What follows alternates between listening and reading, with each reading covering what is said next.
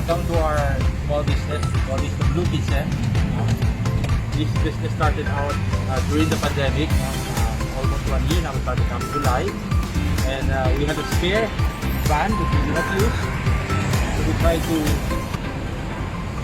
modify it to our liking, and here it is. We're selling burgers, salad, grilled sandwich, and coffee.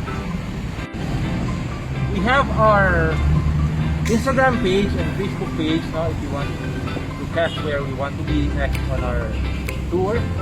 So, but we're just everywhere. We're just Can so be everywhere. stand by lang sa among Instagram and Facebook page so you know then among the next destination.